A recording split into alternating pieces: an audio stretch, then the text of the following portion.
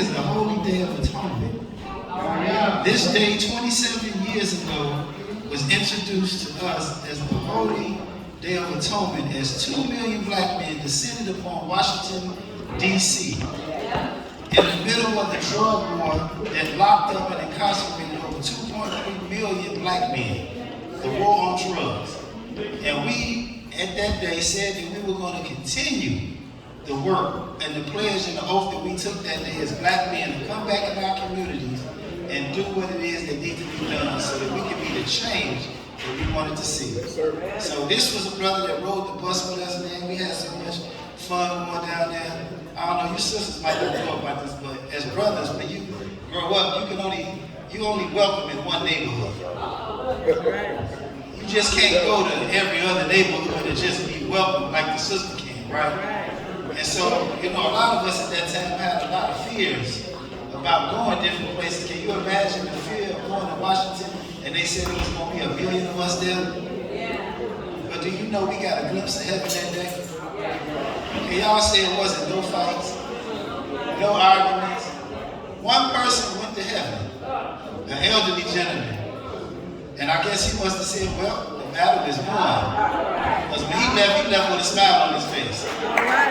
That was one person, you could see him being carried out of the crowd, on top of the men. They were just carrying him out to get him out to the ambulance. But when they got him over there, he had a smile on his face.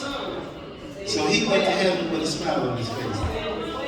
So I want to bring up our brother, our friend. He's been, I would say, one of the best proteges of Minister Raheem's mentorship and what he's done for us in the community as young men. Since 1990, this brother has been on the battlefield and has just almost duplicated every bit of the sax preacher. Y'all gonna see that in his performance and everything he do. So why don't y'all welcome my big brother, our big brother, Blaq Ice.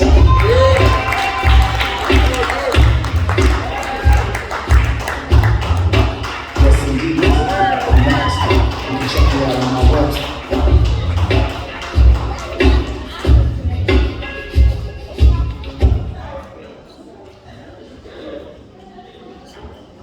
I can't breathe. Get your knee off my neck. I said I can't breathe. Why are you on top of me? I said I can't breathe. Get your knee off my neck. 400 years of disrespect. Inequality is bothering me, but you ain't listening. The only time you seem to pay attention is when we looting or breaking something. But you're too blind to see that this is live on TV. Unscramble the line, straighten the antenna. Let's go back to 1619 Virginia, America. This is where we stepped off the slave ships and stepped on the auction block. Sold to the highest bidder like livestock. Since that moment, we've been playing on 2 separate fields to 2 different clocks, and you got the nerve to use your stopwatch. How am I ever going to catch up to you when you've had a 400-year head start? Back then, you made it unlawful for me to read, but now you're trying to make it unlawful for me to breathe. Get your knee off my neck. I can't breathe. Then in 1863, you said that we were freed. But Texas denied our freedom for 2 more years. This is why we celebrate Juneteenth, our Independence Day. But let's fast forward to May 31st, 1921. A mob of white men with guns and white sheets burned down over 1,200 blocks of businesses and homes in what would be later known as Black Wall Street. And you wonder why the unemployment is so high in our community. It's because of that knee. Get your knee off my neck. I can't breathe. See, the odds have been against us since the day that we were born.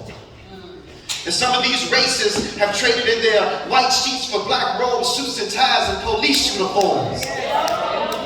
Let me clarify. All cops are not bad cops.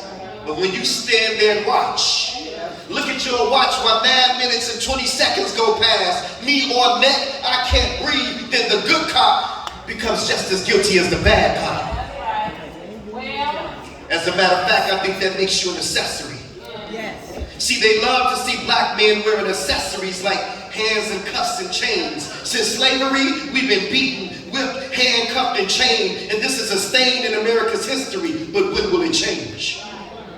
America, we still haven't forgotten your original sin. And the reason why America was so great back then is because we were your human cotton gin.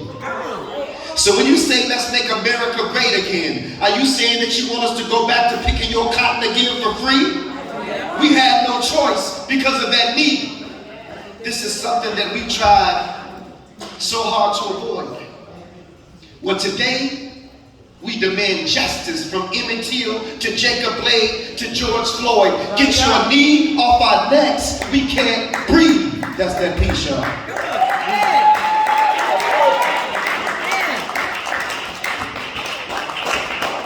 Peace and blessings, family. Hotep, shalom.